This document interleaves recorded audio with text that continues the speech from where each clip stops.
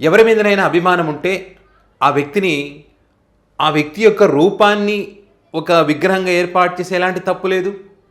ఆ వ్యక్తిని తమ గుండెలో దాచుకుంటే ఎలాంటి తప్పు లేదు. ఆ వ్యక్తిని ఆరాధిస్తే ఎలాంటి తప్పే లేదు. కానీ సమస్య ఎక్కడ వస్తుంది? ఇప్పుడు నందమూరి తారక రామారావు గారిని అభిమానించేటువంటి వాళ్ళు ఆయన విగ్రహం ఏర్పాటు చేసేటువంటి క్రమంలో శ్రీకృష్ణుడి రూపంలో ఉండేటువంటి విగ్రహాన్ని ఏర్పాటు చేస్తాం. ఇక్కడే సమస్య వస్తూ ఉంది. సో ఇది కరెక్ట్ కాదు కదా. హైకోర్టు ఆదేశాలు కూడా ఉన్నాయి. మతపరమైనటువంటి ఇబ్బందులు కూడా వచ్చే అవకాశం ఉంది, వచ్చినాయి కూడా. అబ్జెక్షన్ చేసినప్పుడు ఎందుకు పెట్టుకోకూడదా అని చెప్పి వాళ్ళు మాట్లాడినప్పుడు ఇటువైపు నుంచి ఏం సమాధానం వచ్చింది? అయ్యా నీకు అభిమానం ఉంటే నీ ఇంట్లో పెట్టుకో, లేదా ఒక ఫ్రేమ్ చేసి గోడకు పెట్టుకో, లేదా నీ గుండెల్లో పెట్టుకో. అంతేగాని ఇట్లా దేవుళ్ళ యొక్క రూపాన్ని ఒక నటుడికి పెట్టడం కరెక్ట్ కాదని చెప్పి యాదవ సంఘాలు కామెంట్ చేస్తూ ఉన్నాయి. వాళ్ళు ఏమంటారంటే నందమూరి తారక రామారావు గారు తెలుగువారి ఆత్మ గౌరవాన్ని నిలబెట్టారు ఢిల్లీలో. అదేవిధంగా శ్రీకృష్ణుడు, శ్రీరామచంద్రుడు వాళ్ళు ఎలా ఉంటారన్నది కూడా ఆయనను చూస్తేనే మనకు అర్థమవుతుంది. కాబట్టి పెడితే తప్పే ఉంది అని అంటారు. వీళ్ళు ఏమంటారు? అట్లంటే బృహన్న రూపం వేశారు, ఇంకా రకరకాల వేషాలు కూడా వేశారు కదా బృహన్న రూపంలో. ఆ విగ్రహం కూడా మేము పెడతాం, మరి మీరు ఒప్పుకుంటారా? మీ మనోభావాలు దెబ్బతినకుండా ఉంటాయని చెప్పి ఇటుపక్క నుంచి కామెంట్. వీళ్ళు చేసే మూర్ఖపు పనుల వల్ల మహానుభావుడు నందమూరి తారక రామారావు గారికి అవమానం. ఇక్కడ నందమూరి తారక రామారావు గారు వచ్చి నేను నా విగ్రహం ఇలా పెట్టండి అని అనలేదే. కానీ వీళ్ళు చేసే మూర్ఖపు పనుల వల్ల ఈ రకమైనటువంటి పరిస్థితి వచ్చింది. ఏమైంది? చివరికి రాత్రికి రాత్రి ఈ విగ్రహం మార్చేసి సాధారణ నార్మల్గా ఎలా ఉంటారో ఈ విగ్రహం పెట్టాల్సి వచ్చింది. ఇంత ఇష్యూ నడిచిన తర్వాత ఎక్కడంటే ఇది గుంటూరు జిల్లా తక్కెలపాడు గ్రామంలో. మళ్ళీ ఏమంటారు దీన్ని? ఇంకా పెద్ద కాంట్రవర్సీ చేస్తారు. రాజశేఖర రెడ్డి గారి విగ్రహాలు ఎక్కడ పెడితే అక్కడ ఉంటాయి కదా అంటే, రాజశేఖర రెడ్డి గారి విగ్రహాలు రాజశేఖర రెడ్డి గారి లాగానే ఉంటాయి. వేరే దేవుడిని ఇక్కడ ఇట్లా శ్రీకృష్ణులాగా అట్లా చిత్రీకరించలేదు. నార్మల్ విగ్రహాలు పెట్టేసుకున్నారు. నందమూరి తారక రామారావు గారి విగ్రహాలు కూడా చాలా చోట్ల ఉంటాయి. వాటికి ఎవరు అబ్జెక్షన్ చేయరు. విగ్రహం పెట్టడానికి ఎవరు అబ్జెక్షన్ చేయరు. కాదు, ఉన్నది ఉన్నట్టుగా పెడితే ఏ ప్రాబ్లం లేదు, ఏ సమస్య రాదు. ఇట్లా చేసినప్పుడే సమస్యలు వస్తాయి. అంతకుముందు ఖమ్మంలో కూడా అదే రకంగా శ్రీకృష్ణుడి విగ్రహం ఆ రూపంలోనే ఏర్పాటు చేశారు.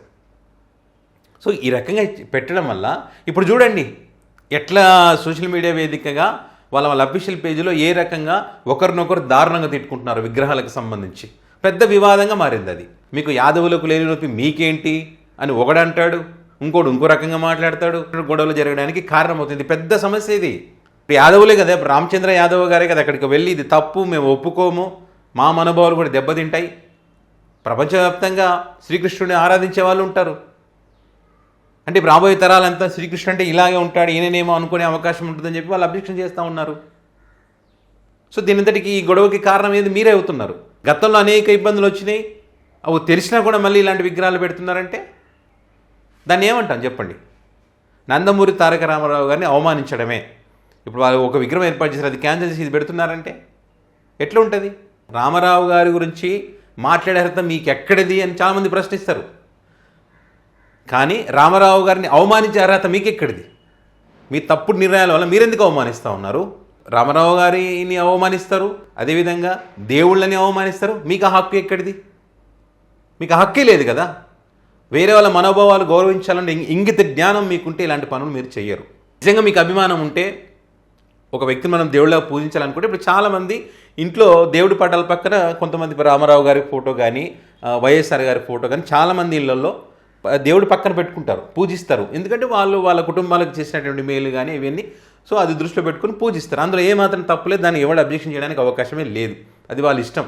సో పబ్లిక్ ప్లేస్లో ఇలాంటివి చేసినప్పుడే పెద్ద సమస్య వస్తుంది. ఇప్పుడు అదే సమస్య వచ్చింది, వాళ్ళ మనోభావాలు దెబ్బతిన్నాయి, వాళ్ళంతా అబ్జెక్షన్ చేశారు. వచ్చిన తర్వాత మరి ఆ విగ్రహాన్ని తీయాల్సి వచ్చినటువంటి పరిస్థితి వచ్చింది. మరి సాధారణ నార్మల్ విగ్రహాన్ని ఇక్కడ ఏర్పాటు చేయడం జరిగింది. కొంతమంది మూర్ఖులు ఎంత దారుణంగా తయారైపోయారంటే వెంకటేశ్వర స్వామిని మా కులం అంటారు. అంటే ఒక కులానికి ఆ దేవుణ్ణి అంటగట్టేస్తూ ఉన్నారు. రామారావు గారు కారణ జన్ముడు, తెలుగువారి ఆత్మగౌరవాన్ని కాపాడాడు, చిరస్థాయిగా చిరకాలం గుర్తుండిపోయేటువంటి వ్యక్తి, అందులో ఏమాత్రం సందేహం లేదు. కానీ మీరు ఇటు ఆయన నుంచి పార్టీ లాక్కొని వెన్నుపోటు పొడిచి ఆయనను మోసం చేశారు. మీ బాధ తట్టుకోలేక మీరు పెట్టినట్టు హింస భరించలేక ఆయన చనిపోవడం జరిగింది. అనేక అవమానాలు, బతుకున్నప్పుడే అవమానాలు ఎదుర్కొన్నారు, చనిపోయిన తర్వాత కూడా ఇంకా అవమానిస్తూ ఉన్నారు. దయచేసి ఈ రకంగా నిర్ణయాలు తీసుకొని ఆయనను అవమానపరచకండి. ఆయన ఆత్మ శాంతిగా ఉండాలంటే ఆయన విగ్రహాలు ఏర్పాటు చేయకుంటే ఆయన విగ్రహాలే ఏర్పాటు చేయండి. ఆయన విగ్రహం చాలా అద్భుతమైనటువంటిది. ఎవరిని ఇక్కడ తీసుకొచ్చి పెట్టాల్సిన పని లేదు. మీరు ఇట్లా తప్పుల మీద తప్పులు చేసుకుంటూ పోతే ఆయనకు అది అవమానం జరిగినట్టే. సో మరి మీరేమంటారు? ఈ విగ్రహం కృష్ణుడి రూపంలో పెట్టడానికి సంబంధించి మీరు ఏకీభవిస్తారా, లేకపోతే ఇది తప్పని భావిస్తారా? దీనికి సంబంధించి మీ అభిప్రాయాన్ని కామెంట్ రూపంలో పెట్టగలరు.